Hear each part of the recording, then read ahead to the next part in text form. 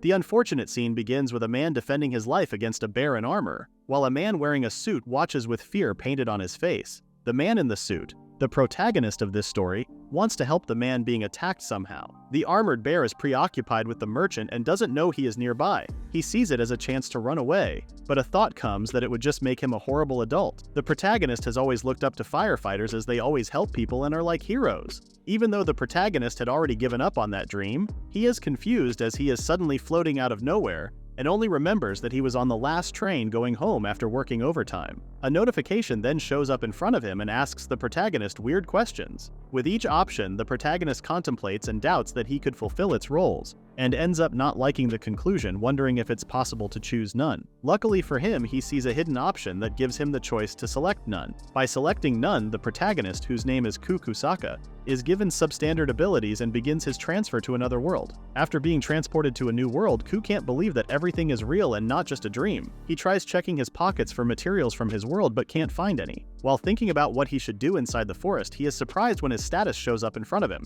and he immediately notices that he has a lot of MP. After reading his status and skill set, Kou activates his skill called Full Assist. Kou feels like something flows into the back of his head. Since he is unsure of what it is, he focuses on what helps him first. The first ability is called Item Box, and asks him to select a target. After touching a tree and calling out storage, the tree gradually vanishes and is transferred to his item box. His next ability is called Dismantling, which mainly uses demon corpses as food or materials. When Kou tries the dismantle skill on the tree he placed in his item box, the tree turns into 5 pieces of cypress wood. The next ability is called Creation. With a material he currently possesses, he can create another material out of it. With the cypress wood that he just obtained using the creation skill, he can create 5 cypress sticks with 1 cypress wood. After performing the creation skill, Kou receives a notification that the skill leveled up to rank 2 due to skill experience point acquisition. Kou finds it very convenient that he can level up the skill by creating more materials. He then wonders if the status window can open or close. In his mind, it suddenly switches the status from image mode to window mode. Kou realizes that all can be done in his head. Thinking of more recipes for his skill, he then creates a cypress wood axe. Since he has never used a weapon before, Kou tries throwing the axe as hard as he can onto the rock. However, he is surprised to see that he can cut the huge rock with one throw of the axe. Even though there are other abilities he does not understand yet, with the current knowledge he has of his abilities, Kou knows he can get by with them. After some time, Kou is able to raise the rank of his creation ability to rank 5. He realizes 3 things after raising the creation ability's rank. Experience points are gained whenever he activates a new recipe, a rank up happens when experience points reach a certain value, and an existing recipe will not give any experience points. Kou is able to make 8 recipes from a Japanese cypress tree, and each item has its own effect. The cypress chair he created can make people faint. Kou then plans to get to a village before it gets dark. After walking for some time, he realizes that he still doesn't feel tired and wonders if it's the transferer skill that could greatly improve the special skills and physical capabilities of the user.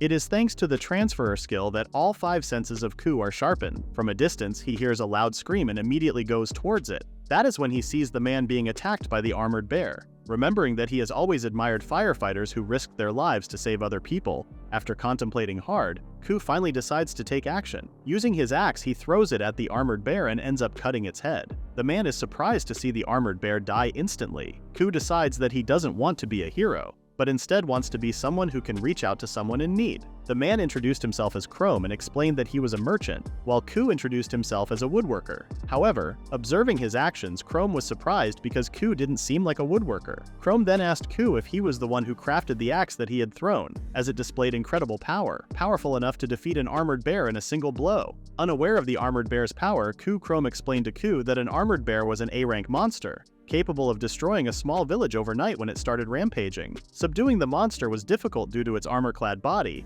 and most attacks wouldn't harm it. Kou was astonished to hear that what he had done was extraordinary. As the sun began to set, Chrome invited Kou to spend the night at his mansion in the city. Kou noticed that Chrome seemed a bit down after inspecting the carriage and inquired about the baggage. Chrome responded that since the coachman and horse had fled during the attack, he had no means of transporting the merchandise. Kou offered to carry Chrome's baggage using his item box. Chrome was pleased and looked forward to seeing Kou's abilities. After using the item box, Chrome was shocked and became more curious about Kou's identity. Kou told Chrome that he was just an ordinary woodworker, but Chrome had doubts about Kou's statement. He believed that someone with such extraordinary abilities would have ruled the world. Kou tried to explain that he had been practicing in the mountains, which was why he didn't understand common sense at all. On their way to the city of Onan, Kou tried to gather information from someone who had lived in the mountain. Kou learned that there were two types of skills, talent and intelligence, and they were present at birth and couldn't be increased in number. There was a limit of 3 skills per person, and the people in this world had no concept of levels. No matter how many monsters a normal person killed, explosive growth couldn't be expected. Kou asked Chrome why he had no escort if he knew that there were monsters like the armored bear. Chrome responded that he had hired escorts,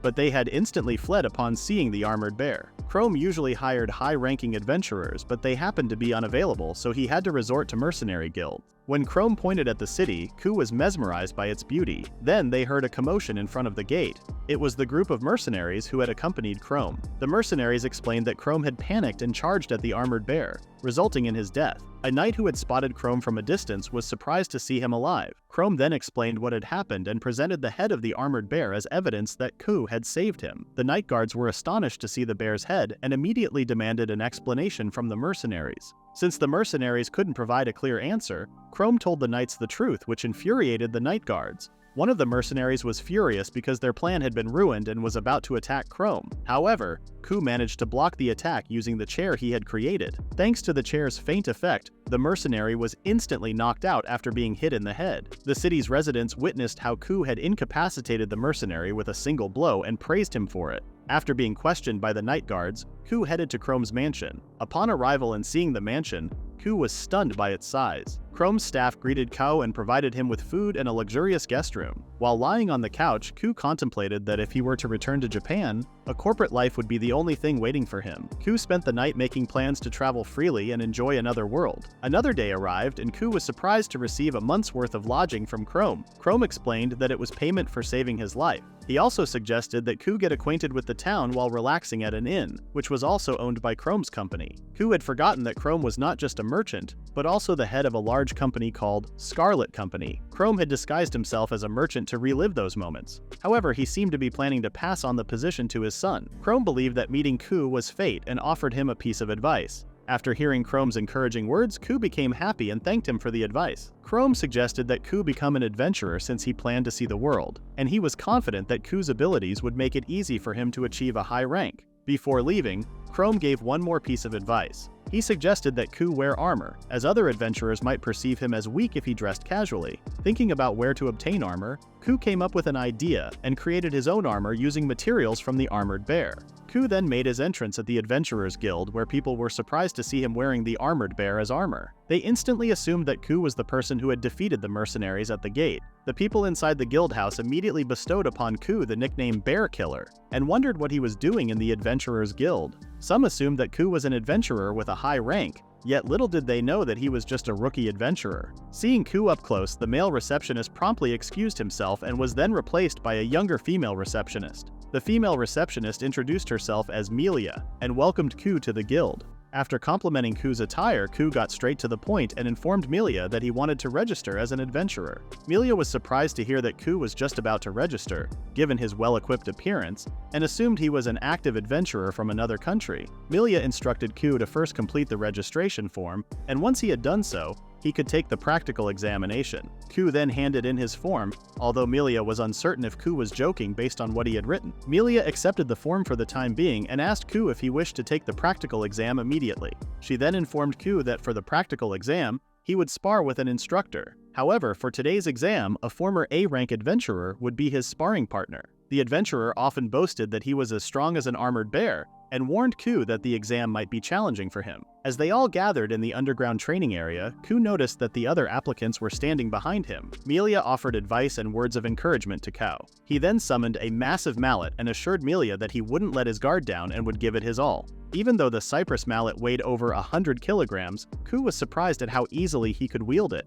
When he tested a swing, it created a powerful gust of wind in the area. The other applicants fell silent after witnessing his strong swing. The adventurer then faced Kou and warned him that he would face a formidable opponent. When Melia announced that the exam would begin, both combatants remained silent for a few moments. To break the ice, the adventurer reminded Kou that it was all just an exam, and that he could attack right away. Kou accepted the offer and immediately swung his mallet at the adventurer. The adventurer displayed his magnificent skill by evading all of Kou's attacks. When it was the adventurer's turn to strike, he was surprised to find Kou's weapon had disappeared. After missing the attack, the adventurer stepped back as Kou retrieved his mallet from storage and swung it at the adventurer's sword, causing it to shatter. Melia then declared Kou the winner of the match. The other applicants cheered for Kou as he put on a spectacular display. The adventurer approached Kou and admitted defeat, also complimenting how Kou had used the item box to his advantage. After passing the exam, Kou received his guild card. Melia remained surprised as she hadn't expected Kou to defeat an A-rank adventurer. She then handed Kou a booklet containing the guild's rules. Melia explained that there were 7 adventurer ranks in total,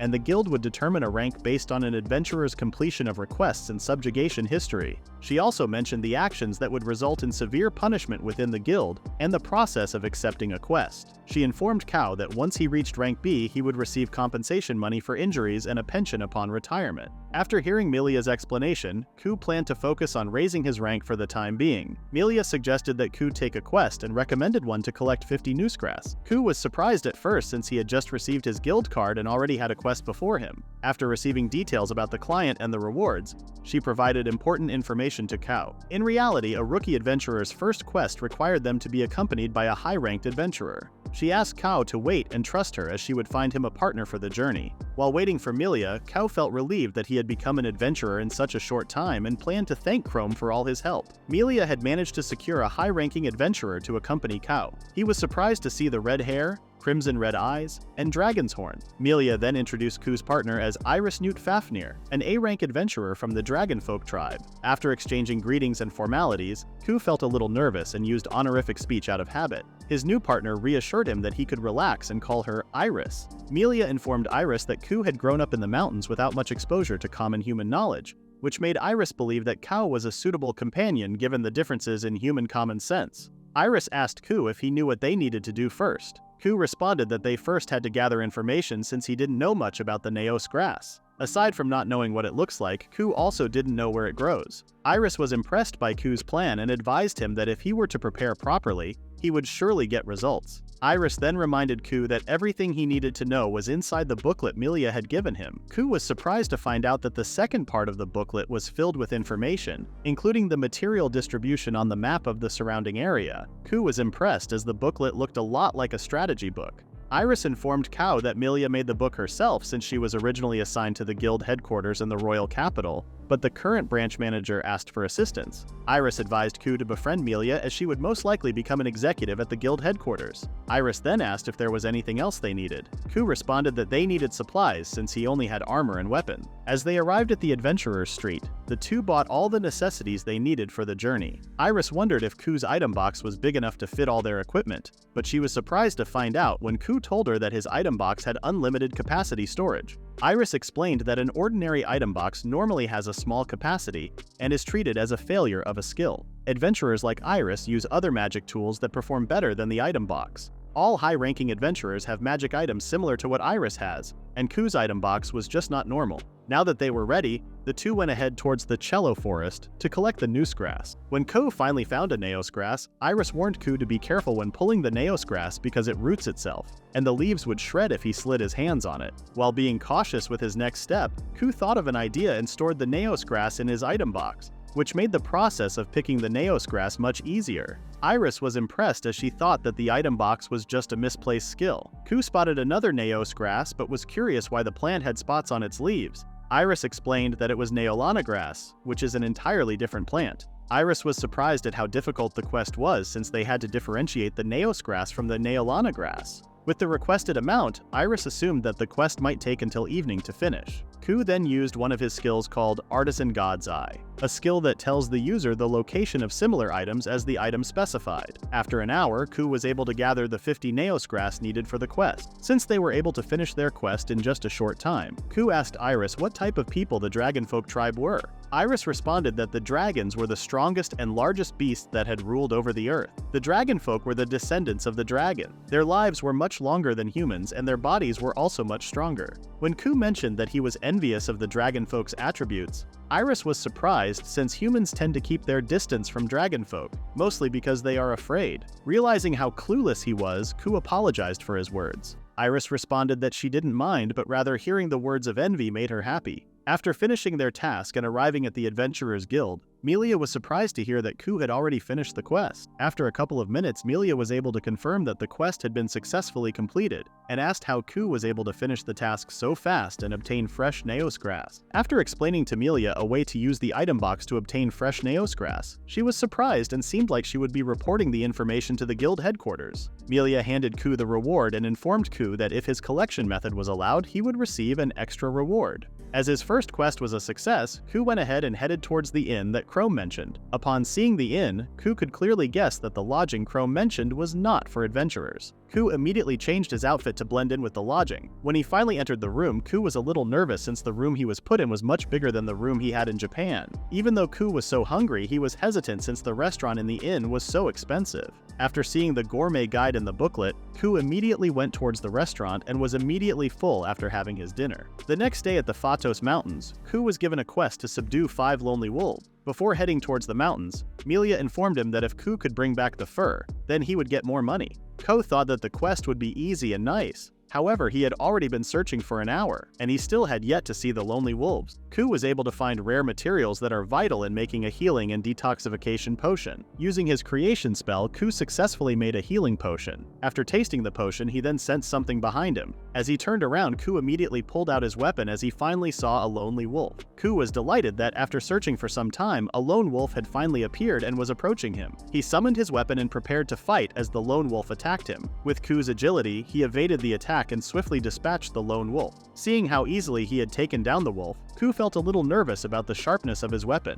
After collecting the remains and fur, he was relieved to find that the lone wolf wasn't very strong. Kou then heard growling nearby and spotted a pack of lone wolves. He was surprised because, to his knowledge, lone wolves typically acted alone rather than in packs. Kou engaged in a fight with the lone wolves, and after defeating the second one, he was amazed to find that he had gained experience points. Kou realized he had a skill that automatically collected the monster's remains, saving him the trouble of doing it manually. One by one, Kou defeated and killed the lone wolf. Despite using various types of weapons to fight the lone wolves, Kou couldn't comprehend their seemingly endless numbers, as they kept coming. After defeating the last lone wolf, Kou had collected a total of 2,031 lone wolf corpses. He recognized that what he had experienced was unusual and decided to report it to the guild. On his way back to the guild, Kou encountered a female lone wolf, which made him understand why there were so many male lone wolves in the area, as it was their nature to flee from the pregnant female lone wolf. After dealing with the female lone wolf and gaining more experience points, Kou realized that his level had increased significantly just for that day.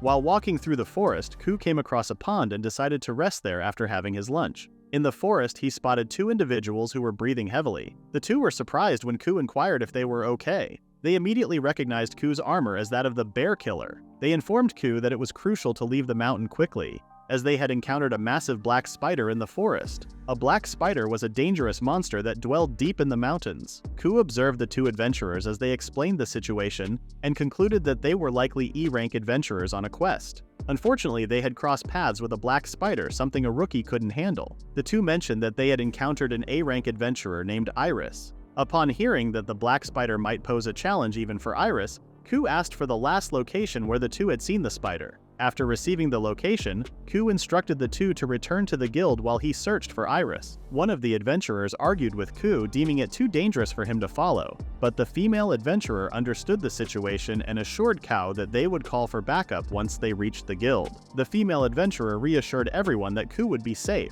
as the spirits of the mountain had guided her and would keep Kou away from danger. The 2 wished Kou good luck and departed. Kou then sprinted to the location the 2 adventurers had provided. He heard a voice briefly and followed a path littered with the corpses of lone wolves, just in time to evade a surprise attack by the black spider. A black spider is a highly magic-resistant and exceptionally intelligent monster. It secretes a venomous poison from its fangs and produces sticky threads. Kou approached the black spider with great caution. When the black spider attempted to attack Kou, he was surprised by its speed. Using his agility, Kou drew his sword and attempted to inflict a fatal blow on the black spider. However, all his attacks resulted in only superficial damage and failed to land any fatal blows. Kou needed to end the fight quickly since he hadn't fully assessed Iris's condition. While not paying attention to the monster, the black spider seized the opportunity and attacked Kou. The black spider's assault was forceful, throwing Kou into a tree, causing it to collapse. If it weren't for the armor's level up and enhanced defense, Kou knew he wouldn't have lasted much longer. Seeing his cypress sword on the ground, the black spider used its sticky threads to ensnare Kou to a tree. Realizing he was in a dire situation, Kou had to stay focused, as it was perilous for the black spider to bite him. Kou then recalled that he had previously stored a cypress tree in his item box and attempted to do the same with the tree he was currently trapped on. Kou's strategy succeeded, and he managed to escape by storing the tree in his item box. Standing before the black spider, Kou noticed Iris's spear. Now armed with both the spear and his sword, Kou resumed the battle. He used the sword as a distraction and, seeing an opportunity, utilized Iris's spear to stab the black spider's back. The black spider shrieked in pain as Kou withdrew the spear and continued to attack its back. Anticipating another attack from the black spider, Kou strategically evaded the assault and countered by thrusting the spear into the spider's leg joint. Realizing he could handle the black spider more effectively now, Kou understood that his earlier impatience had hindered his performance, preventing him from showcasing his true abilities. Terrified for its life, the black spider attempted to flee. However, Kou didn't allow it the opportunity, throwing Iris's spear at the spider and hitting it in the back. To conclude the fight, Kou leaped toward the black spider and cleaved it in two. After successfully defeating the black spider, Kou gained more experience points and reached level 24. Along with leveling up, Kou also unlocked the new automapping skill, meeting its conditions. For a moment, he marveled at being able to see the world map, but he quickly remembered Iris lying on the ground and rushed to her side. Upon inspecting Iris's condition, he found that although barely alive, she was still breathing. Kou promptly retrieved a healing potion from his item box and applied it to Iris's injuries, hoping it would heal her. After some time, all of Iris's injuries had vanished, and she regained consciousness. Iris was momentarily confused and tried to warn Kou about the dangers of the black spider. Kou reassured Iris that she didn't need to worry because he had already taken care of it. Kou couldn't believe that even in her weakened state, Iris was still concerned about others. He asked if Iris felt any lingering discomfort. Iris mentioned that due to the black spider's poison, she couldn't move her legs, even when she thought she was about to die. To cure her paralysis, Kou had Iris drink a potion, which instantly cured her. Impressed by the effectiveness of Kou's potion, Iris was now able to move and speak properly. She thanked Kou for saving her life and insisted that she owed him her life. Although Kou told her not to worry about it, Iris insisted on taking him out to dinner sometime. When Iris asked if Kou was suggesting they go on a date, he was taken aback. Seeing Kou's reaction, Iris couldn't help but laugh, revealing it was a joke to lighten the mood. When Iris tried to stand up, she felt dizzy and nearly stumbled. Realizing that Iris would have difficulty descending the mountain, Kou carried her on his back. Iris then realized that it was Kou who had defeated the black spider. Kou replied that the fight had been challenging, unlike the armored bear he had defeated in one go. When Iris asked if he wasn't scared at all, Kou responded that he hadn't been thinking about anything else at the time because he was focused on protecting her. Hearing Kou's words made Iris blush, and she thanked Kou again for saving her. Later on, the two adventurers that Kou met greeted him with joy. Seeing Kou in poor condition, Melia welcomed him and complimented his excellent work. Melia then asked if Kou would prefer to have dinner or take a bath first. Kou replied that he would submit the quest report before resting. After laying Iris on the bed, Kou and Melia found themselves in the adventurer's reception room. Before Melia inquired about Kou's report, she confided in him and revealed her guild card, indicating her new role as an assistant branch manager. Kou was impressed by Melia's new position, but remained curious about why she was posing as a receptionist. Melia explained that it was somewhat of a public facade and allowed her to assist others. She expressed her gratitude to Kou for subduing the black spider, noting that without him, many lives would have been lost. Melia then moved past the formalities and asked Kou about his adventures. Kou went on to describe his experiences after leaving the guild, with Melia showing particular interest in the pack of lonely wolves he had encountered. Upon examining Kou's history of subjugations, Melia was surprised to learn that he had managed to defeat 2,048 lonely wolves single-handedly. This achievement was greatly aided by two adventurers who had provided the guild with information about the black spider. When Melia inquired about the antidote Kou had used to counteract the black spider's venom, given that no official cure existed, Kou explained that he had crafted a potion, which he handed over in the hope that the guild could replicate it. Kou learned that the Onin branch management was scheduled for a meeting the following day, during which one of the topics of discussion would be raising Kou's rank. After explaining the rewards for the subjugation, Kou was overwhelmed when he heard that the black spider alone was worth 5 million. Melia added that subjugation teams with an A rank would be formed, and the rewards would be shared. Kou then remembered the group of adventurers who had been ready to rescue Chrome at the entrance. Kou reminded Melia about Iris's contribution to the mission since she had risked her life facing the monster. Melia assured Kou that Iris would indeed receive a reward. After submitting his report, Kou encountered the adventurer he had sparred with before, Jeez. Jeez praised Kou's skills as he had managed to defeat the black spider on his own. Jeez then invited Kou to dine at the Golden Bear restaurant, where Kou was the guest of honor. Some of the attendees debated whether they should now call Kou the Spider Killer instead of the Bear Killer. The celebration made Kou very happy, as the city made him feel like he was already one of them. Later that night, Iris visited the restaurant, causing the patrons to fall silent. Kou recalled what Iris had told him earlier, and wondered if there was something he could do to improve the situation. Kou then woke up the adventurer he had met in the mountains, and together they approached Iris, thanking her for saving them. After thanking Iris for her hard work, Kou informed the patrons that he wasn't the only hero of the quest. Iris had also single-handedly battled the black spider. In response to Kou's words, the patrons cheered for Iris's outstanding efforts. 10 days after the incident, Kou had acclimated to life in Onin, although there were still some minor adjustments. Melia congratulated Kou on achieving D rank as an adventurer, and mentioned that it was the fastest promotion in history. To reach C rank, one needed to subdue C rank monsters, gather materials, and complete city quests, which involved various tasks in the city, excluding shopping. Kou's daily quest was to work as an assistant at the Golden Bear restaurant. Kou was not yet accustomed to the way adventurers spoke, often using honorifics when addressing others. Nevertheless, Kou equipped himself with the finest kitchen attire and began chopping vegetables, despite having little to no experience in cooking. However, Kou managed to create delicious dishes, earning praise from the restaurant owner. His second task was to help expand the city's walls. Due to the growing population and the condition of the existing wall, it was being demolished and renovated. Kou's role involved clearing debris from the construction site and storing it in his item box. Afterward, Kou headed to the east side of the city, where the dwarven workshops were located. He delivered the construction site's bricks to the dwarves, who, in gratitude, offered to share a drink, but Kou declined as he was in the midst of a quest. After completing his tasks for the day, Kou returned to the guild to report his results and collect his rewards. He then met up with Iris and they had dinner together, as Iris still owed Kou for saving her from the black spider. When Iris asked what brought Kou to the city, he explained that he had coincidentally encountered Chrome along the way. Kou, in turn, asked Iris about her reason for being there, and she confessed that she was searching for the ruins of ancient civilizations beneath the city. It is said that a highly advanced magical civilization once thrived on this continent a long time ago. Life was far more prosperous back then, and they faced no threats from demon beasts. Though the ancient civilization eventually perished, it left its traces across the continent. A recent investigation hinted at the existence of a vast underground city located somewhere near the city of Onin. Kou was amazed to hear Iris's story and her truly astonishing purpose. A smile graced Kou's face as he assumed that such a highly advanced ancient civilization might have ancient superweapons resting in its ruins. Iris added that she had clues about it, as there were quite a few poems and documents regarding it. However, she still lacked the precise location. When Kou attempted to locate anything unusual on his auto-mapping device, Iris was surprised by the map and inquired about it. After explaining the auto-mapping skill, Kou offered to show Iris the map and she eagerly accepted. Kou then asked the auto-mapping device to display the underground city's location. To his surprise, it provided him with the entrance to the underground city number 0.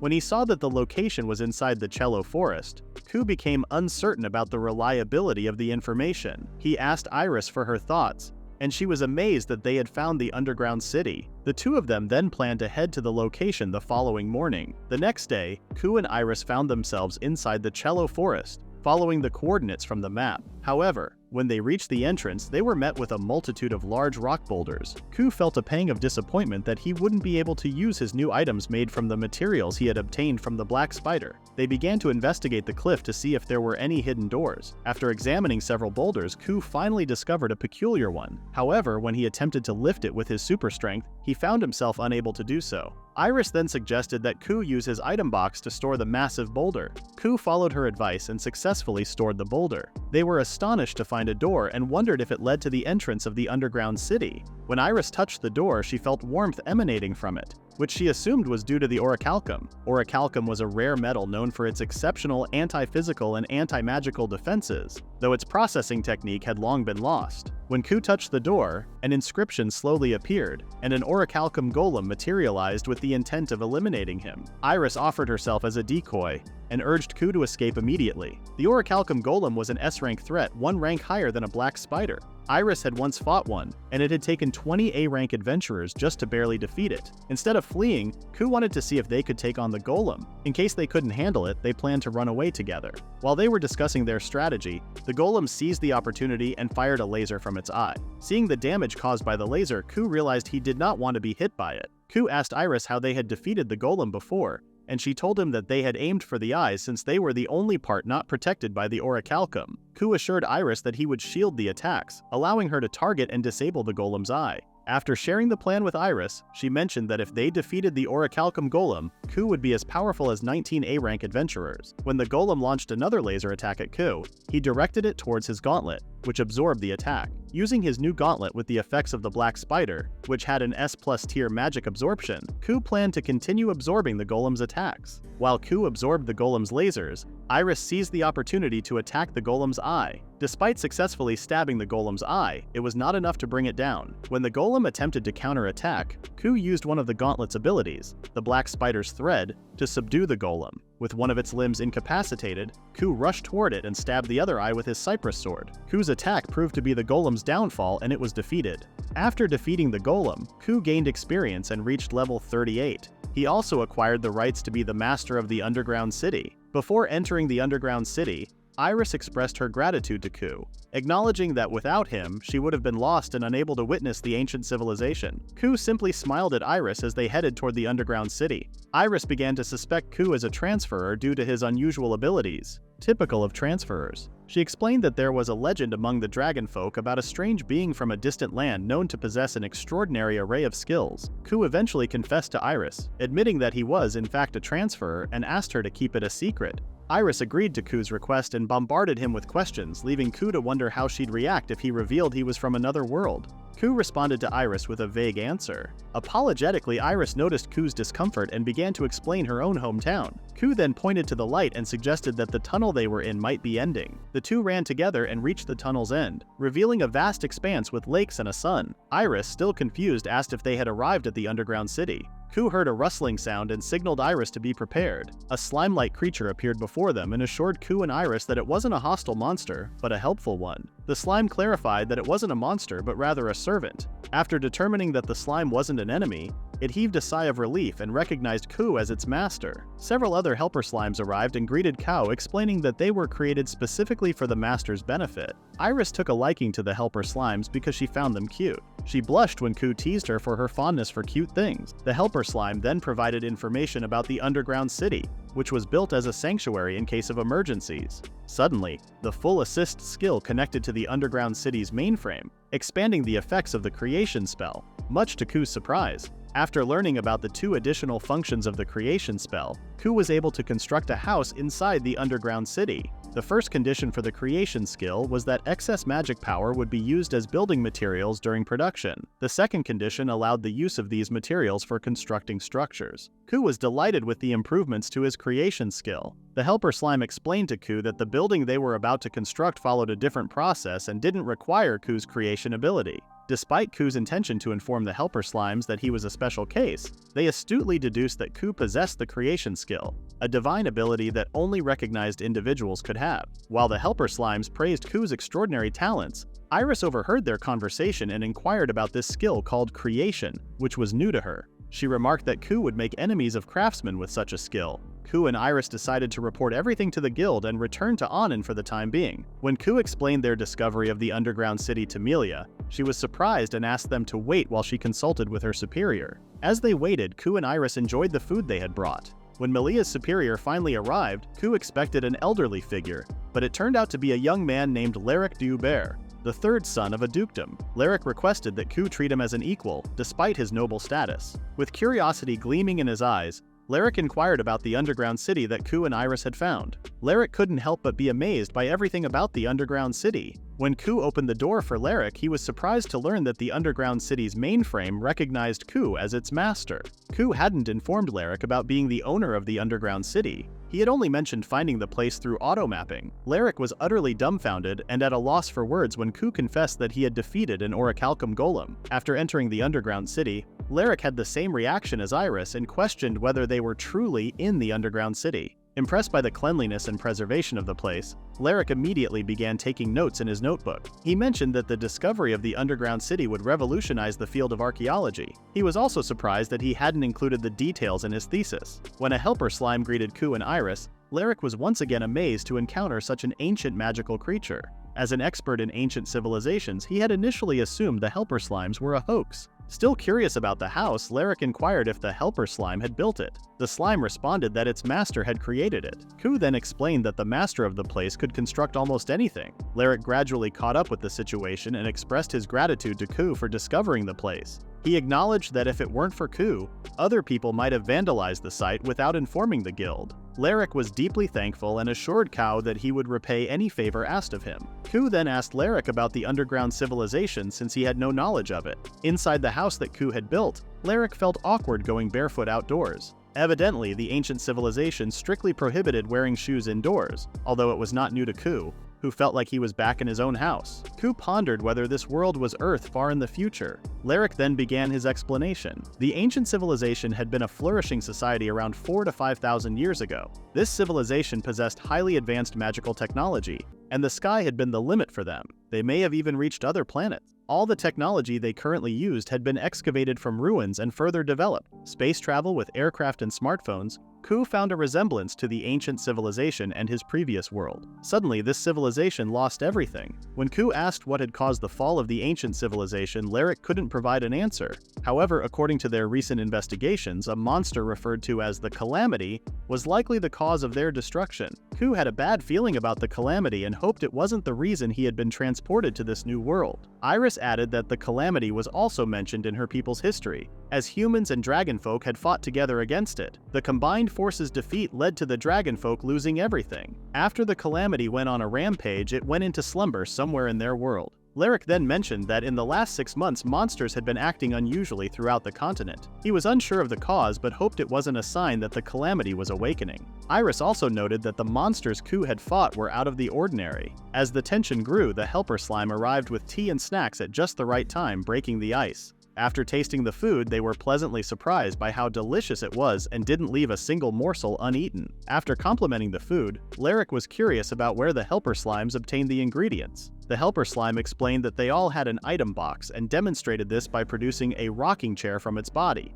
Returning to their conversation, Lyric shared his proposal and asked Kou if he wanted to build something. Lyric's primary motive was archaeological research, and his secondary aim was to prepare for the future. Given recent events, he believed something might happen to Anand, and if it did, he hoped the underground city could serve as a useful evacuation center. Kou liked the idea since he hadn't known what to do with the underground city initially. Kou was now enthusiastic about building a city within the underground city. They began their construction, and Kou's stock had reached 8,000 because he had spent 30 minutes in the underground city. Lyric was curious about the ball that Kou released, and Kou explained that it was part of the process for creating things within the underground city. With a single move, Kou created an entire town. Iris praised Kou's work and Lyric was ecstatic, requesting Kou's permission to inspect the newly created town. Kou agreed, and the slime also asked Kou if they could furnish the inside of the houses, to which Kou also agreed. Lyric was overjoyed by what he had witnessed and experienced in just one day. It was an incredible discovery for archaeology. He mentioned his intention to inform the authorities about the discovery.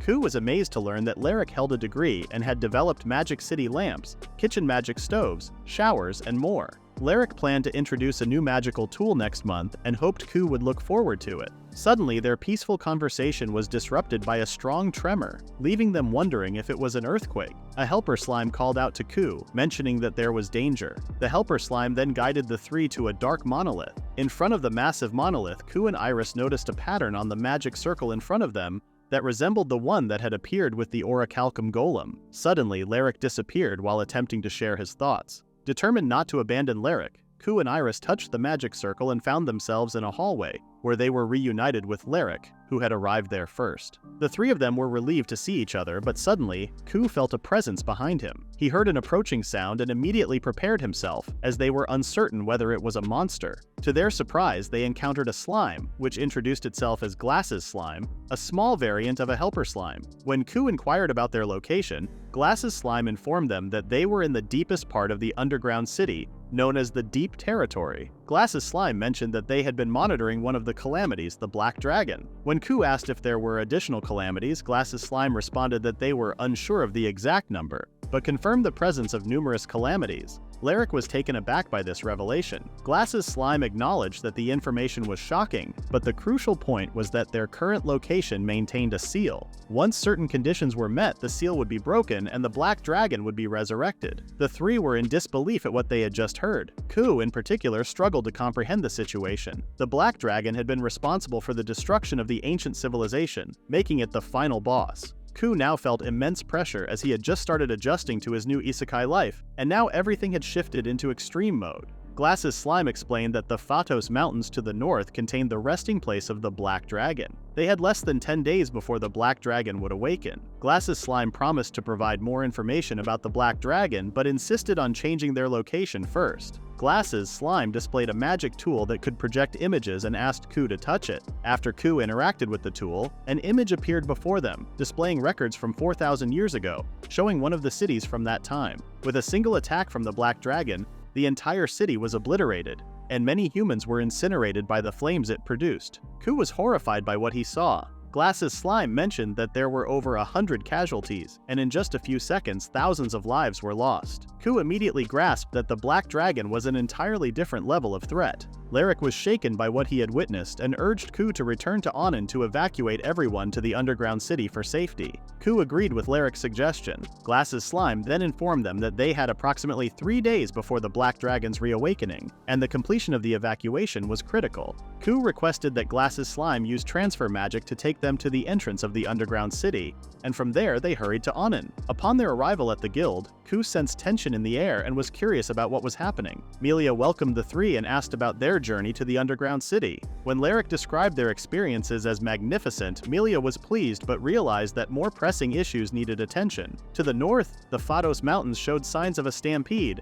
with thousands to tens of thousands of monsters expected to emerge in a few hours. Melia informed them that the guild estimated around 50,000 monsters would appear within the next 3 days, and were likely to attack Annin. She added that the feudal lord soldiers had been wiped out 3 months earlier by a stampede, making it impossible for them to provide any assistance. Annin's war potential relied solely on the Mercenaries Guild and the Adventurers Guild. Melia acknowledged the difficulty of defending the area and asked if the underground city was a suitable refuge. Kou assured her that there were no issues with taking refuge there. Upon reaching the underground city, Melia was astonished by what she saw. Zitan Bardan, the branch head of Annin's Adventurer Guild, met with Kou and expressed his gratitude for allowing everyone to take refuge in the underground city. Kou intended to inform Zitan about the Black Dragon, but suddenly Glasses Slime appeared agitated and asked Kou if there was a stampede beyond the Phatos Mountains. Due to the Magicules becoming agitated, the Black Dragon's reawakening date had changed, and was now much earlier than expected. Kou was not prepared for such devastating news and looked deeply concerned. In the underground city, Kou showed Iris and Melia the truth about the Phatos Mountains.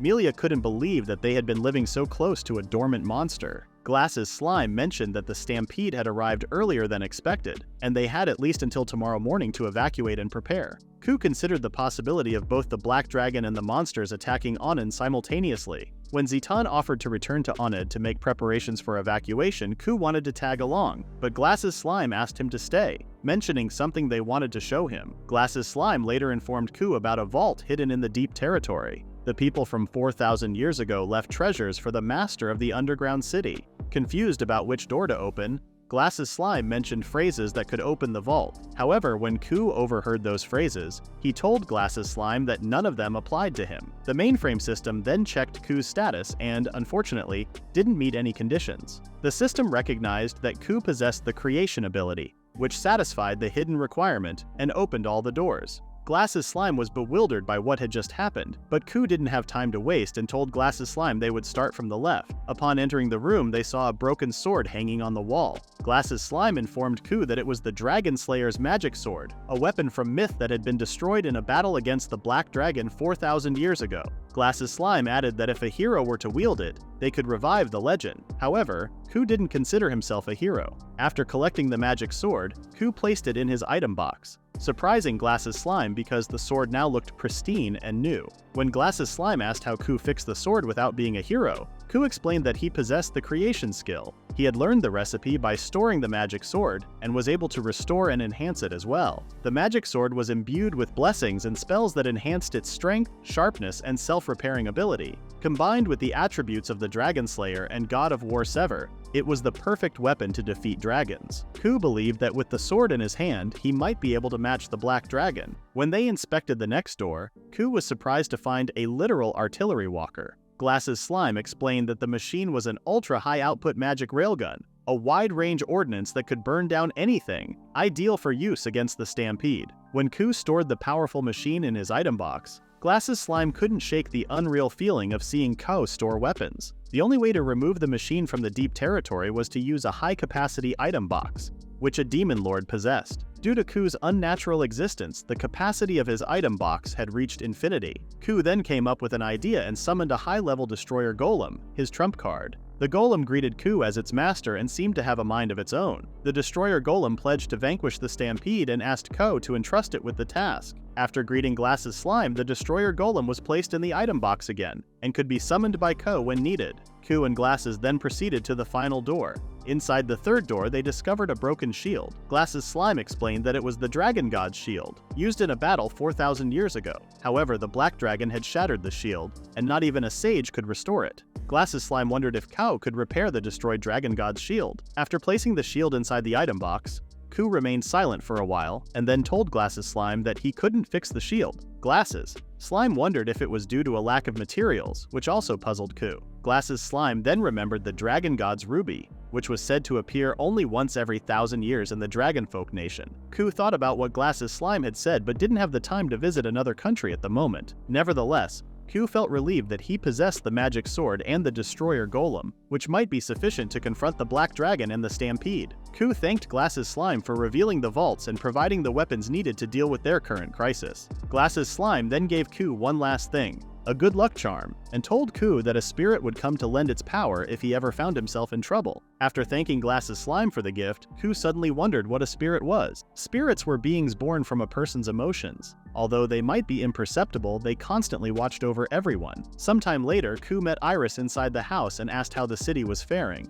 Iris was pleased to inform Kou that everything was proceeding smoothly and according to plan. When Iris inquired about Kou's day with Glasses Slime, he told her about what he had obtained from the vault, items that would be useful in the battle against the Black Dragon. Iris, who had a worried expression, confessed to Kou why she had been searching for the ruins of the ancient civilization. Iris was looking for the Dragonfolk's lost treasure, the Dragon God's shield. Kou was surprised to hear that Iris was searching for the shield, and he promptly offered to return it to her. However, before Kou retrieved the shield from his item box, Iris stopped him and asked if he could restore the shield. Kou explained that, for the time being, it was impossible, as Glasses Slime had informed him that he needed the Dragon God's ruby to restore the shield. Without hesitation, Iris handed Kou the Dragon God's ruby. After placing the ruby inside the item box, Kou focused on trying to restore the Dragon God's shield. After some time, Kou successfully restored the shield, which left Iris amazed. Seeing Kou's disappointed expression, Iris asked if there was something wrong. Kou explained that while the shield was fully restored, he couldn't wield it. To use the shield, the user needed the skill called Dragon God's Shrine Maiden. Iris then mentioned that it was not a problem, which initially confused Kou.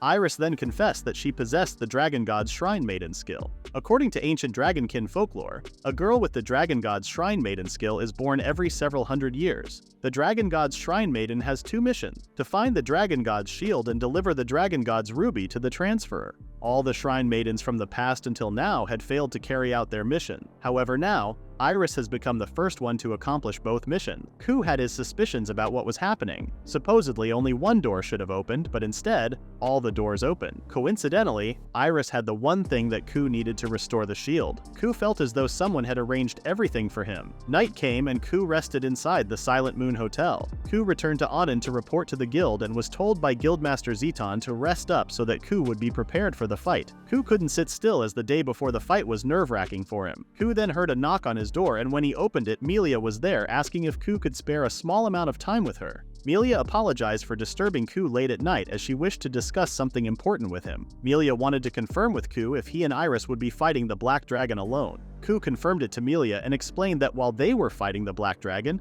the other adventurers would be protecting the townsfolk. For that purpose, Kou went to retrieve something from the vault. Melia understood how dangerous the situation was. She then gave Kou a ring which he immediately noticed had an inscription on it. After reading what was inscribed on the ring, Kou still couldn't understand its meaning. Melia was surprised to hear that Kou was able to read the inscription. Melia then informed Kou that it was the Ring of the Spirits. The ring had been given to her by a relative's grandfather, and was said to be given to the one who would challenge the dragon if they should appear. Suddenly, the full assist established a connection to the Ring of Spirits. Due to Kou meeting the special requirements, he was able to unlock the skill called Material Transmutation. Melia was worried when Kou acted strangely after receiving the ring. She asked what had happened and if Kou had caught a curse from the ring. Melia was surprised when Kou mentioned that he did not catch a curse but rather gained another skill. She had always thought that skills were something people were born with. But since Kou gained a skill, it put Melia at ease as it meant that the ring was intended for Kou. Melia felt relieved as she was able to return the ring to the right person,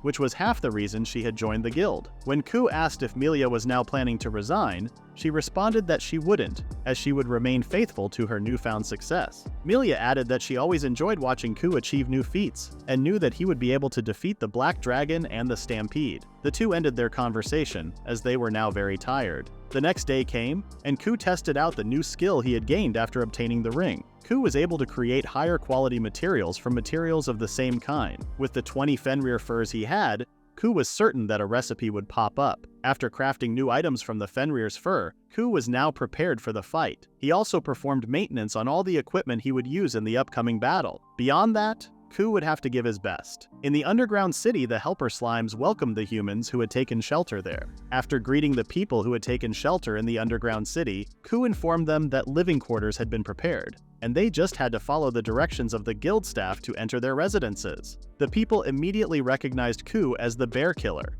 and some remembered him from his work during city quests. They all felt relieved after seeing Kou. Melia went to Kou and informed him of news from the scouting party, saying that the monsters had started to burst out north of the Phatos Mountains. Realizing that the stampede had started, Iris asked how much of the city had been evacuated. Melia gave unfortunate news that they were only at 70%, and they had already moved up the schedule. Kou understood that the rest of the evacuation might not make it in time. Melia, not wanting to ask for a favor, asked Kou if they could start the counterattack now. With smiles on their faces, Kou and Iris reassured Melia that they would do the counterattack immediately before heading toward the stampede. Kou and Iris arrived at their preferred location between the mountains and Anan. Kou then summoned his trump card, which surprised Iris. After the destroyer greeted Kou and Iris, it noticed a reading and asked if there was a stampede. When Kou asked if the destroyer could handle the stampede, it reassured Kou that with his command, it would take care of the stampede. Kou and Iris then prepared themselves as they saw the stampede approaching. The destroyer then informed Kou that the ultra-high output magic railgun had been energized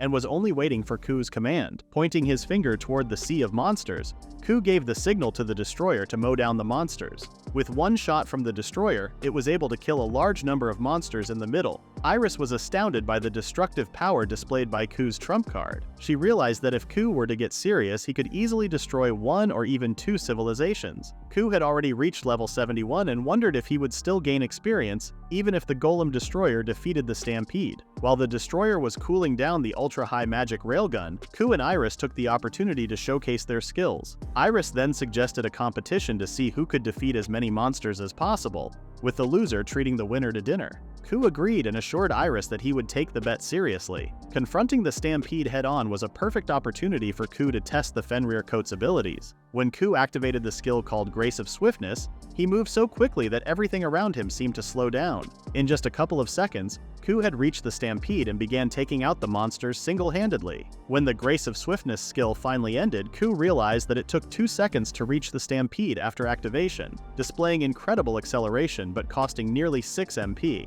Kou had to be cautious when using the skill as it drained more MP than he had expected. When the black spider saw Kou, it was terrified and tried to run away. However, Kou was determined not to let any monsters escape and used the magic sword's ability to defeat the creature. Kou's level increased once more, reaching a remarkable figure. He realized that the more magic he channeled into the magic sword, the greater its range and power. As Kou attempted to use the sword's ability again at full power, he noticed the magic sword trembling, which left him wondering what was wrong. Kou was then informed that the Black Dragon's resurrection had been detected, and the Dragon Slayer S+ would begin activating. Kou understood that the real battle was about to begin. Meanwhile, Iris was handling a pack of lone wolves surrounding her. Using the Dragon God's barrier, Iris was able to defend against and attack the never-ending stream of monsters. However, Iris grew tired as the monsters kept coming without an end in sight. She was surprised when Kou helped her by eliminating some of the monsters, and he apologized for taking her kill. Kou then informed Iris that there was an emergency and the Black Dragon was approaching. Iris was taken aback by the news. The destroyer called out to Kou and offered to clean up the remaining monsters, instructing Kou and Iris to focus on the Black Dragon. Iris's fear dissipated and she chuckled as she thanked the destroyer for the encouragement. Kou then checked his auto-mapping to find the Black Dragon's coordinates. As Kou and Iris prepared to face the Black Dragon, they were taken by surprise when a black sphere appeared in front of them. The black sphere eventually cracked open, revealing an extremely weakened Black Dragon. When the Black Dragon saw Kou and Iris, it roared so loudly that it momentarily immobilized them. After confirming that Iris was unharmed, Kou felt relieved. According to the appraisal, normal attacks would be ineffective against the dragon's cursed scales. Only the dragon-slaying magic sword could defeat the Black Dragon. Kou realized how fortunate he was to have found the dragon-slaying magic sword in the vault, as without it, he might have been running away with his tail between his legs. Both Iris and Kou prepared themselves as they were about to test their weapons. The Black Dragon was far too high in the sky, and Kou realized that he wouldn't be able to hit it directly. Kou then decided to use the dragon-slaying magic sword's ability. With his powered attack, Kou managed to injure the dragon's chest. While he knew it wasn't a mortal wound, it wasn't a superficial injury either. Now more confident in dealing with the Black Dragon, Kou was surprised as the dragon had already charged up an attack. Iris stepped in front of Kou and, using the Dragon God's shield's ability, successfully deflected the Black Dragon's attack. Now enraged, the Black Dragon ascended into the sky and dived straight toward Iris and Kou. When Iris used the Dragon God's shield's ability again, they were surprised to find that the shield couldn't withstand the Black Dragon's attack any longer. Kou utilized the God of Speed's blessing to grab Iris and move them out of harm's way. After receiving thanks from Iris, Kou planned to subdue the Black Dragon first using the Black Spider's thread. The Black Dragon plummeted from the sky as Kou successfully managed to subdue it. Curious if they had already defeated the Black Dragon, Kou cautioned Iris to stay alert, as the Black Dragon might break free at any moment. Kou noticed that his MP had already dropped by around 40% and decided to put all of his MP into a single attack. After releasing the dragon-slaying magic sword's ability, the Black Dragon also unleashed its charged-up attack, causing a massive explosion. Kou's vision was obscured by the smoke, and he was surprised and relieved to find that Iris was already in front of him, ready to block any incoming attack. They then wondered about the Black Dragon's fate after the exchange of blasts. Kou hoped that the Black Dragon monster had perished after their exchange of blows. Suddenly, the dragon-slaying magic sword and Dragon God's shield trembled. Within the thick smoke, gleaming eyes appeared. The Black Dragon roared, dispelling the smoke and revealing that it was still ready to fight. The dragon immediately soared overhead, and Kou was astonished to see the sky painted black. He then knelt to the ground, feeling dizzy. After checking his stats, he immediately noticed that his MP was depleting. Kou was then informed that the Black Dragon of Extinction had activated Darkfield, a skill that absorbed the MP of every living being within a 2-kilometer radius. Kou realized they were in a dire situation since the skill overpowered his MP regeneration, making it impossible to retreat using the God of Speed's blessing. He would be at a disadvantage if the fight dragged on. With no other options left, Kou used every last bit of his MP and channeled it all into his magic sword. Using the God of War Sever, Kou unleashed the attack upon the Black Dragon. Kou knew that if his attack failed, he was done for. When Kou's attack clashed with the Black Dragon's shield, he managed to crack it and eventually break the barrier. However, his attack had depleted and was only sufficient to break the barrier, but not reach the black dragon. The black dragon roared in the sky as it initiated its counterattack by shooting flames at Kou. Coming to his aid was Iris, who reminded Kou that she had promised to protect him with her life. Iris then summoned the god of dragon's shield, but the barrier was easily destroyed. Seeing that they were on the brink of defeat, Kou asked himself if this was where he would die. Kou then reminisced about his previous life and the new life he had built in the unfamiliar world. Although he was a stranger in this new world, he had been welcomed with open arms. Kou refused to lose the people he cherished and to die at the hands of the black dragon. He then noticed a gleaming light emanating from the ring that Melia had given him, the Ring of the Spirits. The full assist system informed Kou that all conditions had been fulfilled and the Ring of the Spirits was now temporarily activated. Kou, feeling re-energized, noticed that his MP had risen above its maximum capacity. Still unsure of what had just happened, Kou seized the opportunity and didn't waste the second chance given to him. With his full power, Kou launched another attack at the Black Dragon. This time, both the Black Dragon and Kou's attacks clashed. As Kou screamed with all his might, he overpowered the Black Dragon and endured its powerful attack. As the Black Dragon plummeted from the sky and landed on the ground, it attempted one last attack. Kou immediately recognized the Black Dragon's scheme and once again used the magic sword's ability to permanently vanquish the Black Dragon. With the Black Dragon's body severed in half, a panting Kou knew that he had finally achieved victory over the calamity. A distant hymn, a time when the Black Dragon scorched the surface to ash while the ancient survivors were constructing the underground city. For 3 nights and 3 days, the prayers they offered ascended and became a spirit. The spirit couldn't contend with the Black Dragon, but in the distant future, a transferer would appear to aid them in their battle. The spirits of the past extended their deepest gratitude to Kou, who had defeated the calamity. Days after defeating the Black Dragon, a victory celebration was held. Zitan thanked Iris and Kou for saving them from the Black Dragon. Everyone in the town cheered and celebrated heartily. Toward the end of the party, Chrome met with Kou and praised him for his achievements. Chrome noted that many coincidences had helped Kou along the way, such as finding the underground city, the magic sword,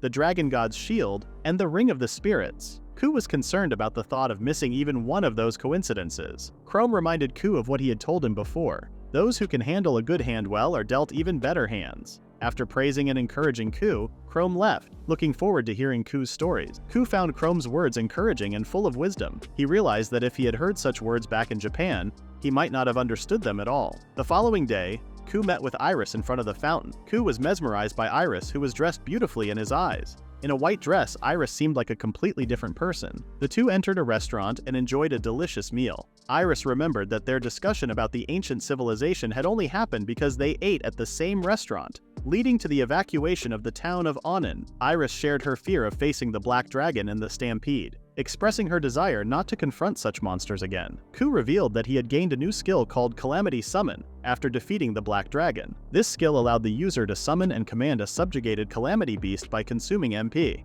Iris jokingly wondered if Kou was the real Calamity. Kou mentioned meeting Melia, who was returning to the guild headquarters in the royal capital. They might receive awards for the Black Dragon subjugation. Iris reflected on her life since leaving her country 5 years ago. She confessed to being treated coldly in the Dragonfolk nation, primarily due to her twin sister Ferris, who also possessed the Dragon God's Shrine Maiden skill. Ferris had the additional ability of premonition, accurate more than 90% of the time. Ferris had predicted numerous disasters in the past and became a Shrine Maiden at the age of 6. Iris and Ferris were trained as Shrine Maidens at the temple, with Iris often treated as a backup. When Iris was 15, the temple was attacked by monsters, and Ferris was killed during the incident. A Shrine Maiden's duty was to find the Dragon God's shield and give the ruby to the transferer. Iris set out with 3 guards once she turned 16, but after 3 days, both the journey's funds and her guards disappeared, which deeply affected Iris. Iris expressed her gratitude to Kou for enabling her to fulfill her duties and show her face to that girl. Kou asked about her plans now that her role as a Shrine Maiden was over,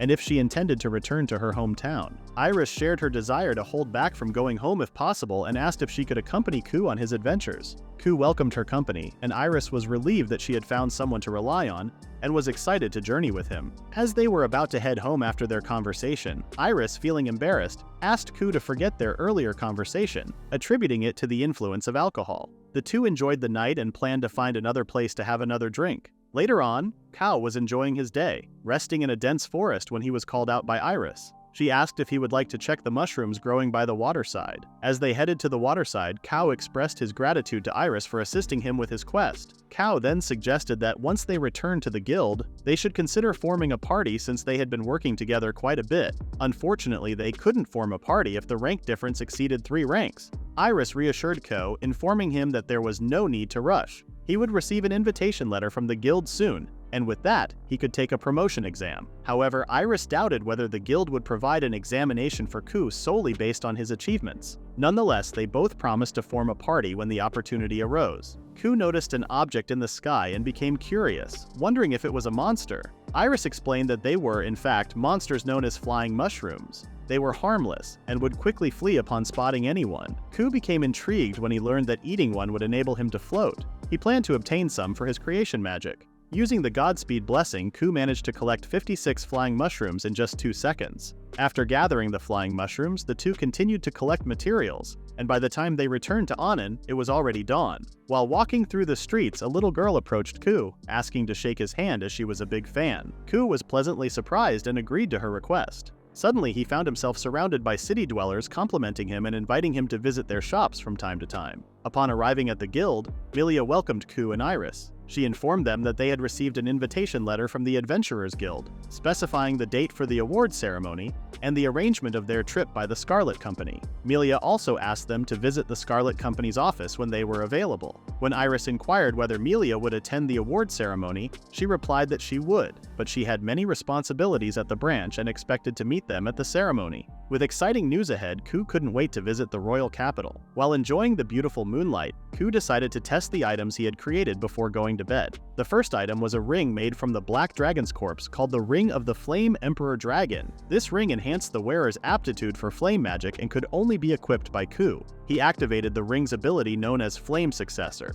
Kou realized that something else had been installed in the ring. He understood that not everyone in the world could use magic. They needed a skill corresponding to the attribute. Flame Emperor represented the highest tier of flame magic, and only Kou could use it while wearing the Ring of the Flame Emperor Dragon. Kou tested his flame arrow on a tree and was pleased with its effectiveness, as it destroyed the tree with a single arrow, leaving everything else untouched. Curious if he could reverse the attack for wider damage, Kou selected a cluster of grass 30 meters away. He decided to incinerate everything within a 10-meter radius. After casting the spell, Kou was amazed at its precision as it only burned what he intended. Then he heard a noise behind him and was surprised to find a group of punch rabbits surrounding him, ready to attack. Seeing the punch rabbits already in midair and about to attack, Kou was delighted as they were perfect test subjects for his new ability. He unleashed multiple fire arrows, defeating them all with a single hit, aiming precisely for their hearts. After taking out the punch rabbits, Kou leveled up again, reaching level 92. Upon checking his status, he noticed that everything was out of proportion. Kou tested the items he had created from the flying mushrooms and moist mushrooms. After drinking the flying potion, Kou found it delicious, with a taste reminiscent of refined Japanese sake. He realized he was floating and experimented with increasing his altitude, gazing up at the night sky in wonder. After trying various methods of flying, he thoroughly enjoyed his time in the sky until the effects wore off. It was already past midnight when Kou returned to the Tranquil Moon Pavilion. There, he developed a new recipe and crafted a shirt with temperature control. He put on the shirt and ended his night with a contented smile. The next day, Iris and Kou returned to the underground city, still amazed by the sights even though they had been there many times before. They were greeted by the helper slimes. However, the slimes were surprised when Kou informed them that he would be leaving. Kou explained that both he and Iris were planning to leave Annan in the near future and wouldn't be returning to the underground city for a while. The helper slimes felt lonely already and hoped that Kou would return one day soon. One helper slime wanted to accompany Kou, but it couldn't leave the underground city. Kou was then informed that by rewriting the main system of the underground city, he could bring one helper slime with them above the guild. It asked Kou if he would like to rewrite the system. Kou agreed to rewrite the main system, which caused one of the helper slimes to glow. Feeling warmth inside, the helper slime was curious about what was happening to it. Kou then explained that he was rewriting the system, and once it was done, the helper slime would be able to go outside. Overjoyed at the prospect of accompanying Kou, the helper slimes expressed their excitement, and one of them named itself Accompany Slime. The system then asked Kou to name the slime that would accompany him. After some thought, and with Iris's suggestion to use the race name, Kou chose the name Surara for the helper slime. Upon hearing its name, Surara jumped for joy. Suddenly, Surara became tired and fell asleep. Kou guessed that this was because the system rewrite was in progress, and that Surara might be akin to a computer update that required a reboot. The other slimes decided to put Surara to bed. However, one slime slipped and mentioned that it had a present for Kou. It explained that since Kou was going on a journey soon, they had some valuable items stored in the underground city's warehouse that they wanted Kou to see. Kou and Iris were surprised to find carriages as the gifts. These carriages were relics from an ancient civilization, and each had unique interiors. The first carriage contained a kitchen, the next had 2 comfortable beds, and the last one featured a second floor. The helper slime hoped that Kou would use his creation magic to transform the carriages into a magnificent one. Kou agreed with the idea and successfully created a grand cabin by using the carriages as material. The result was astonishingly large. The full assist system then informed Kou that his creation skill had reached rank 16, and a new function expansion had been added. In the past, Kou could only use items from the item box for creation, but now he could use items outside the item box as long as he touched them. The 3 of them explored the inside of the grand cabin, marveled at the living room, checked the dining room, kitchen, 2 bedrooms on the second floor, and even a toilet with a bathtub. Kou was pleased that they could use the carriage as their home. When the helper slime asked how they would move the carriage, Iris and Kou were both curious, as the carriage was quite heavy and would likely require horses or more. Kou smiled as he installed wheels underneath the grand cabin. Kou summoned the destroyer and requested its assistance. Iris already had a suspicion about Kou's plan and was proven right when Kou asked the destroyer to pull the carriage during their journey, as it was too large for them to move manually. The destroyer agreed to Kou's request, and the full assist system proposed the idea of combining the destroyer and the grand cabin. Kou agreed to the combination. The fusion process resulted in the creation of the Grand Destroyer Golem, a powerful golem enhanced by the addition of the grand cabin. Due to the golem combination's effects, the magic core's output was significantly improved. As they set out on their journey, Kou realized that the grand cabin moved swiftly, and they would reach their destination much faster than with a regular carriage. After discussing their travel schedule with the Scarlet Company, Kou and Iris decided to leisurely travel to Fort Port while exploring other cities along the way. 5 days before their departure, Kou took the time to express his gratitude to everyone who had helped him. He organized his house and the inn, restocked supplies and ingredients, all within 3 days. That night, Kou received a letter from Relic, who mentioned that the lord of the territory, Count Millard, was recuperating in the northeastern city of Surrey. Relic was curious about the lord's condition and planned to visit him. Kou was also curious about the situation, as the lord hadn't taken any action during the stampede and the Black Dragon's awakening. It appeared that Relic shared his curiosity and decided to inquire about the lord's well-being. Knowing that the lord took his responsibilities seriously, Kou was concerned that something might have happened to him. As he continued to read the letter, Relic congratulated Kou on the upcoming Royal Capital Awards ceremony and expressed his intent to attend the event. Kou wondered if he could meet Relic in Surrey while he was there. The next day, Kou went in search of a tourist guide and books for their journey. While wandering the city, he came across Melia on the street. When Melia tripped and accidentally dropped the books she was carrying, Kou swiftly caught all of them and asked if she was okay. Melia was surprised and puzzled to see Kou appear suddenly. Melia was grateful for Kou's help in carrying her books all the way to her home. When Melia wanted to return the favor, Kou initially refused, but since Melia was persistent, he just told her to think that she now owed him one. Since Melia was going to an award ceremony, Kou mentioned that she could repay the favor when they met in the capital. Melia could tell Kou about the restaurants she recommended or take him to the tourist spots. Melia agreed with Kou's suggestion and vowed that he wouldn't regret giving her the time to prepare, and Kou would look forward to it. On their departure day, the people of Annan cheered for Kou and Iris as they began their journey. Before heading out, Melia gave Kou and Iris flowers and wished them a safe journey. After saying goodbye to their friends, Kou and Iris departed from Annan. On the way to the capital, they were joined by Surara, who was very happy after receiving a gift from Iris. Kou was also pleased with the gift as it would help him differentiate Surara from a wild slime. Surara greeted the Golem Destroyer and asked for its name. The Destroyer was surprised to hear the question as Kou had never given it a name yet. Iris had some name suggestions, which Kou still found not fitting for the Destroyer. Kou eventually settled on the name Dest. After naming the destroyer Dest, they continued their journey to the capital. Their destination for the day was Tu, where they guessed the city was popular for its beef meat. Apparently there was a place called Meat Street, where many meat-based restaurants lined up. Kou wondered how long it had been since he could leisurely read a book. After becoming a full-fledged member of society, Kou became busy with everyday work. It was almost like a dream that he could spend time leisurely. Kou was then awakened by Sarara as he fell asleep reading his book. She informed him that they were about to arrive and that she couldn't wait to see the town. Sarara was surprised and excited to see so many people, while Iris was doubtful that the people were welcoming them, as the atmosphere was too turbulent for that. As they disembarked from the grand cabin, Kou wondered if there was a monster near the city. A knight approached and asked if Kou was the dragon slayer. A man suddenly kneeled in front of Kou and Iris. He told Kou that he had been waiting for him for a long time and begged them to save their city. Seeing the man begging in front of them, Kou and Iris understood that there was indeed a crisis. After getting inside a room, the man introduced himself as Popolo, the branch manager of Tou's Adventurers Guild. When Kou asked what had happened, Popolo explained that an hour ago, a dangerous S+ rank monster called Devil Trent had appeared in the northwestern Second Plains. Once the monster started rampaging, it could destroy Tou in less than half a day. Due to its advanced regeneration ability, it was a very difficult monster to subjugate. Popolo asked for assistance from a traveling priest to stall the Devil Trent. However, they still hadn't been able to evacuate the residents or organize a subjugation force because it happened so suddenly. Since Popolo was aware of Kou's achievements, he immediately begged for his help and asked for his powers to defeat the Devil Trent. After a few moments of thinking, Kou agreed to Popolo's request. Kou then corrected Popolo's knowledge of him defeating the Black Dragon by himself. He had defeated the Black Dragon alongside Iris, which Popolo understood right away. Kou and Iris took the grand cabin and immediately headed to the location of the Devil Trent. After explaining to Sarara the advantage of staying outside the carriage, Iris was grateful to Kou for clearing up the misinformation that Popolo had about the Black Dragon. After hearing that they were precious to him, Iris felt happy and energized as she enthusiastically told Kou to leave the defense to her. Sarara then pointed in the distance and informed Kou and Iris to look.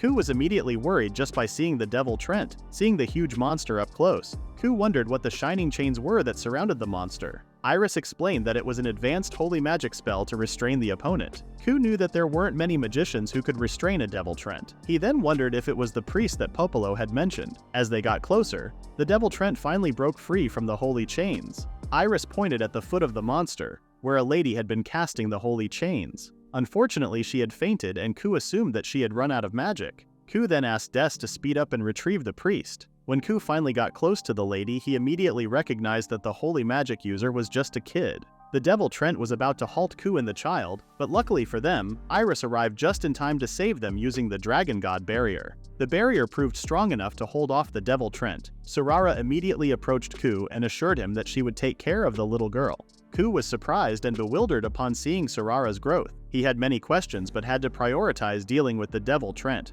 He asked Sarara to take the little girl to safety. Kou assisted Iris in battling the monster. He then inquired about Iris's well-being, to which she replied that she was better than ever, but still needed some rest. Kou then informed Des that they needed to put some distance between themselves and the Devil Trent, and that Des should retreat as fast as possible. After acknowledging the order, Des sped up and moved as far away from the Devil Trent as possible. The retreat gave Iris a chance to catch her breath. Seeing that they were now at a safe distance from the monster, Kou drew his magic sword and used its ability to sever one of the Devil Trent's leg. Kou's attack only further enraged the Devil Trent. The severed leg of the monster regrew within just a few seconds. Upon witnessing the monster's rapid regeneration ability, Iris and Kou were surprised. The Devil Trent began to shake, which Iris immediately sensed, and she warned Kou to be careful as the monster's branches were extending. The branches that sprouted from the Devil Trent were as fast as arrows. Kou saw the monster's attack as an opportunity to test his new skill on a stronger opponent. Using the fire arrow, Kou directed his ability to target all of the branches that were headed toward them.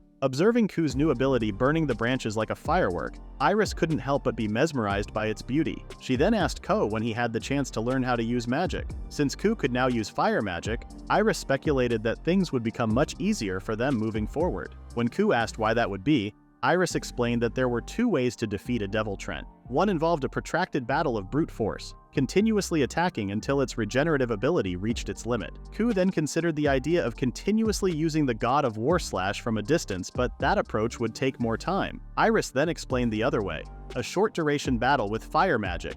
If Kou completely burned off the Devil Trent's head, the Devil Trent would die before it could regenerate. Iris recommended that Kou follow the second plan, and Kou agreed.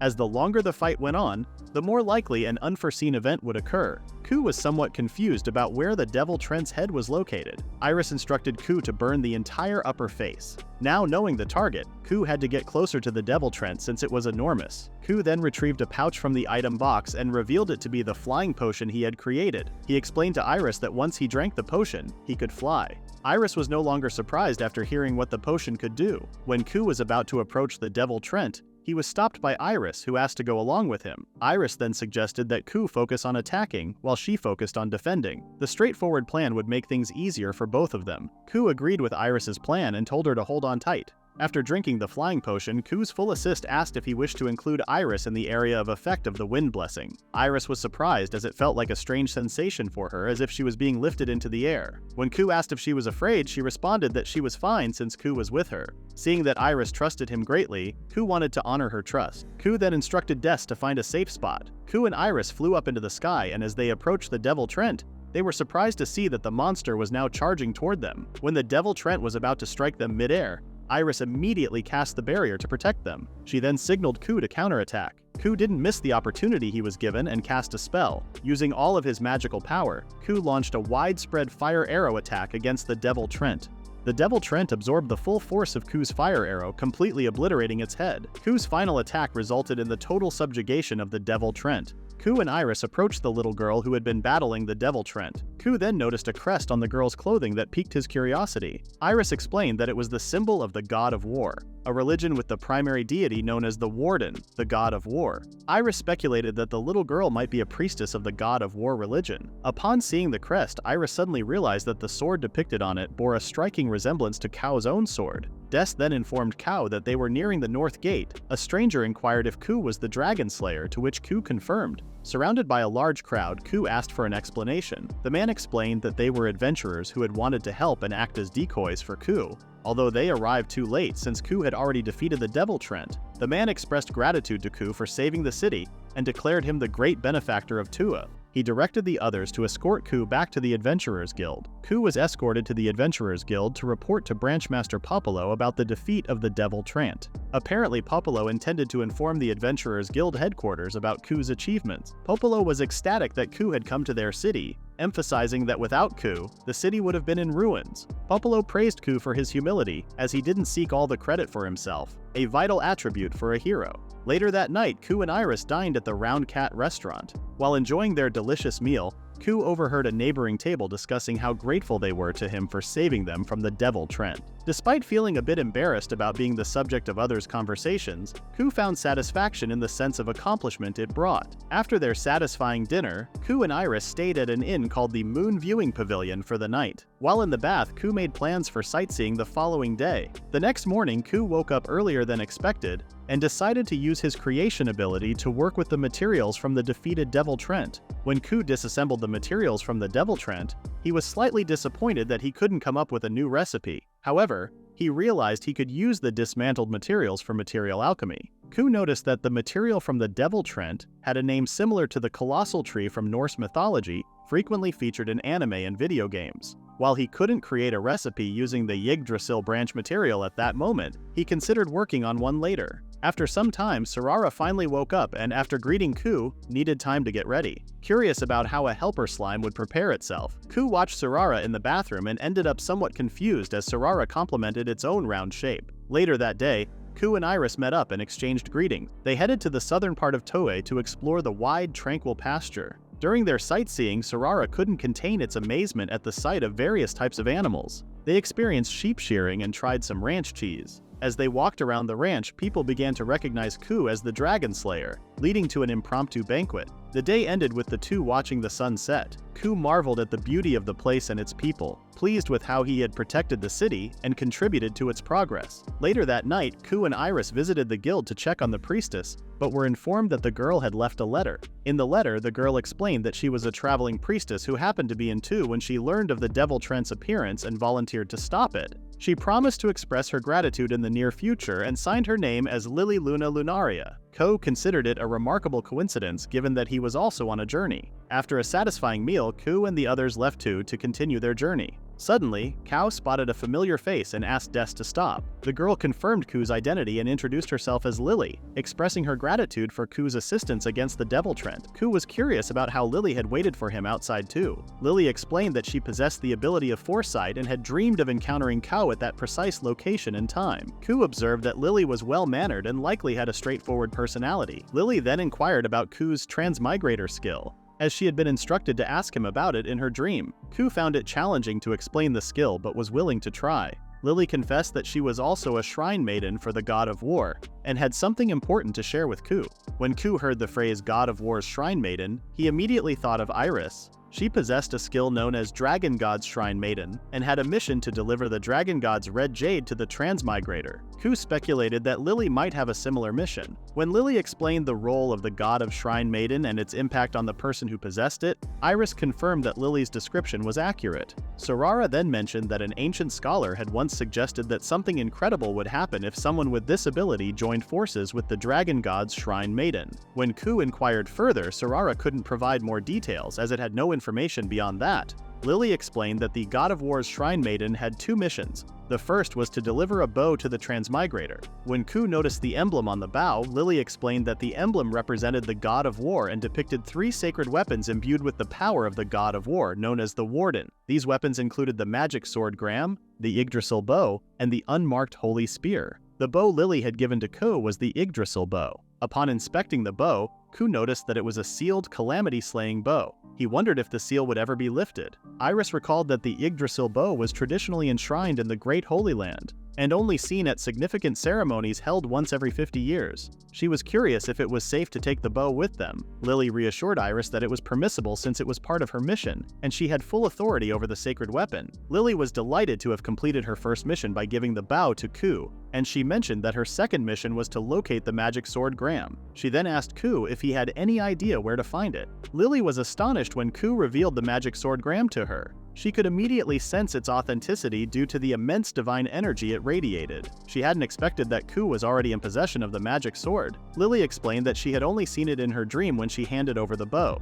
She then asked where Kou had found the magic sword. Kou told her that he had discovered it in an underground city near Annan, and inquired if he could keep the sword. Lily reassured Kou that he could indeed keep the magic sword. After Iris confirmed that Lily also possessed the ability of foresight, she felt a sense of sadness, as Lily shared the same ability as her deceased sister. When Sorara asked what Lily planned to do after completing her missions, she mentioned that she would have to protect the Transmigrator. She then asked if she could accompany Kou and Iris on their journey, to which her request was warmly accepted. After welcoming Lily into the group, they began preparing their lunch using souvenirs they had obtained the day before. Kou decided they would have beef stew, a choice influenced by his ability, Full Assist. Sorara and Iris were adept at cooking, but Kou quickly realized that cooking might be a new experience for Lily given her nervous demeanor. It was evident that the cooking skill wouldn't be of much help to Lily, as she had no prior cooking experience. After guiding Lily through the simple tasks of preparing the ingredients, they successfully prepared a delicious meal. The group was highly satisfied with their meal, especially Lily,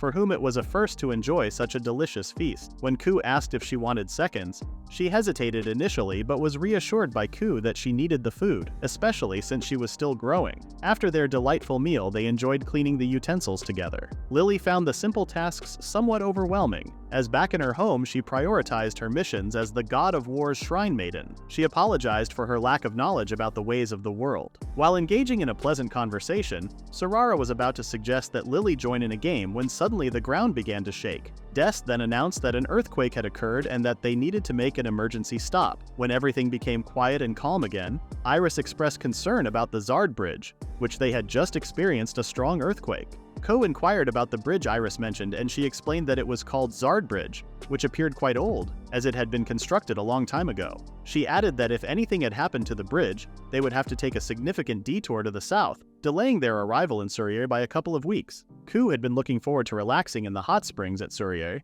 but Destiny had other plans. Des then informed Kou that the bridge had been completely destroyed. The group found themselves in a challenging situation due to the broken bridge. Swimming across the river was not a viable option, as the current was too swift. Iris proposed using a flying potion to cross the river, a suggestion that Kou had already contemplated. However, he was concerned about the other individuals who depended on the bridge. Sorara then recommended that Kou utilize his creation magic to repair the bridge. Kou embraced the idea and was eager to give it a try. Thanks to his enhanced creation skill, he could now manipulate objects by touch. Kou was curious whether the necessary recipe would come to mind. After touching the remaining pieces of the broken bridge and employing his creation magic, Kou successfully reconstructed the bridge. He crafted a new Zard bridge using the remnants of the collapsed one and the trunk of a devil trent. Remarkably, the new bridge was even sturdier than the previous one, resistant to aging and served as a secure crossing. Lily was astounded by Kou's abilities, as she had heard stories about transmigrators but hadn't anticipated that Kou possessed such powers. With everyone able to cross the bridge without detouring, they arrived in Surrier, but it was already dusk. At the Surrier guard station, the guard expressed his deep gratitude to Kou for restoring the damaged Zard bridge and believed that Count Millard would reward Kou handsomely after hearing the guard's report. Kou was taken aback that the matter had become more significant than he had initially thought. The guard explained that the bridge was a crucial transportation hub, and repairing it would typically require a substantial workforce. When Kou mentioned that the Count was in Surrier, the guard was surprised and asked Kou where he had acquired this information, to which Kou responded that a noble acquaintance had shared it in a letter. The guard understood and requested that Kou keep the Count's presence in town a secret, as the Count was there to recover from an illness. After collecting their statements, the guard welcomed Kou and the others to Surrier. Since they would be staying for some time, the guard recommended that they explore the local hot springs. He also mentioned an upcoming festival to celebrate the city's 300th anniversary, which excited the group as they saw the town buzzing with activity. Surrier had been built using the ruins of an ancient civilization 3 centuries ago, and Surara explained that there was an underground facility that produced hot springs, still operational to this day. Upon hearing Surara's explanation, Kou finally understood why the city was known as the Hot Springs City. The group then enjoyed a delightful meal, reminiscent of French cuisine, specifically pot-au-feu. They indulged in 6 servings of hotep and retired to their inn satisfied. While they relaxed in the hot springs, they found themselves simultaneously rejuvenated, as expected from Surrier's top-class hot spring. Judging by Iris's voice from the other side, Kou could tell they were having a similar experience. Before ending the night, Kou encouraged everyone to enjoy the festival the following day. The next day, as they explored the city, Iris noticed that many hotep stalls were being set up. With a diverse menu, Kou asked Lily which hotep she preferred. Lily appeared momentarily distracted and quickly apologized. When Kou inquired about her state, she confessed that her foresight had been triggered the previous day, and the information was fragmented. She went on to describe a dream in which Kou received a trumpet in a crowded place. The scene then shifted to a fountain where Kou extracted a shiny green branch from his item box. Kou immediately connected the dream to the Yggdrasil branch. However, for now, he had no recipes that required a Yggdrasil branch as a material, leaving him pondering its potential use. Lily continued her description, stating that the dream concluded with them leaving Surrier and heading northwest, which puzzled Kou as the fort port was in the northeast, quite the opposite direction. To the northwest, there were only large mountains and forests, sparking Kou's curiosity about their purpose in such a location. Surara explained that an ancient scholar had once shared that precognition had its limits. The future of individuals with great power like Kou was subject to change, making events involving them hazy and uncertain. Since Lily's foresight had yet to fail, Kou speculated that the dream represented a constrained future. Others speculated that Kou would receive a trumpet from someone. They resumed enjoying the festival, indulging in a variety of delectable foods. After consuming so much food, Surara ended up feeling unwell, but Kou quickly administered an antidote potion. The guard they had met before invited them to participate in a lottery game called Numbers, an ancient civilization game where acquiring 5 matching numbers vertically, horizontally, or diagonally yielded a prize. The first prize was a travel ticket to the royal capital, departing from the fort port on a luxury cruise ship. Upon seeing a trumpet placed under the first prize, the group assumed it was the second prize and eagerly awaited to see if Lily's foresight would come true. The guard who had invited Kou was now dressed in a clown costume and was hosting an ancient lottery game. He began by announcing the number 29 as the first draw. Kou was delighted to see this exact number on his card, but was taken aback when the card itself bore a hole. The guard then explained that this was his unique skill known as magic trick, and he had infused everyone's cards with it. During the game, the numbers could be swapped or rewritten. The guard encouraged all participants not to give up and enjoy the game until the end. Kou now understood the game better. In the second half of a bingo game, players tended to fall into 2 groups: those who relished the excitement of numerous possibilities, and those more inclined to give up. Kou found this setting intriguing. The guard then explained that if any participant had only 1 number left to win, they had to call out "Reach." Observing that he needed just 1 more number, Kou immediately called out "Reach." To his surprise, a female voice from the back also exclaimed "Reach." Kou recognized the lady and informed everyone that she was a female adventurer with whom he had undertaken quests in the city of Anan. After exchanging greetings, they resumed the game. When the guard called out the number 87, Kou felt a little disappointed since it was very close to the number he needed. It seemed odd that his number suddenly changed, supposedly ensuring his victory.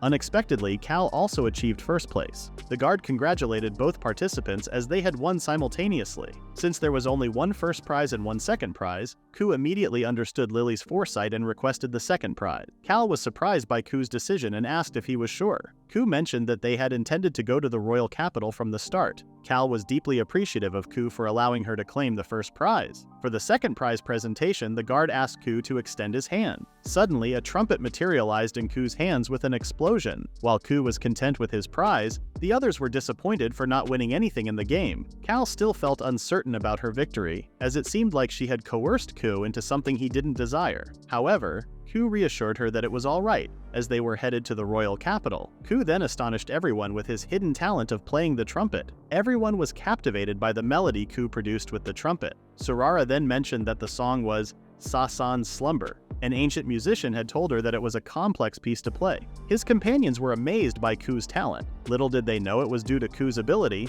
Full Assist, which could accomplish anything. After Kou's performance, Cal left the group since she had promised her grandmother to have lunch with her. Suddenly, an elderly man approached Kou and inquired if he was the Dragon Slayer. He introduced himself as Randolph D. Mallard, the Lord of Mallard Territory. Kou quickly noticed that the Lord was in poor health. The Lord wished to personally congratulate and thank Kou for his achievements and apologized for his frail appearance. Due to a major flood in the north about 4 months ago, the Lord had been undergoing a hot spring treatment in Surierto to heal the injuries but was still feeling unwell. The Lord told Kou that if he ever needed help, he could always reach out, as he believed in repaying favors. As they were about to shake hands, the Lord suddenly had a severe coughing fit and passed out. Kou noticed a dark mist emerging from the Lord's body, heading towards him, but it was blocked. He learned that a high-level curse had been detected and was nullified by a transmigrator. Iris sensed that it was a contagious curse inflicted by a monster. Kou was curious as there was no prior information about this curse. After the initial analysis, it was determined that it was the Curse of the Black Death, and that using a Yggdrasil branch was recommended to suppress it.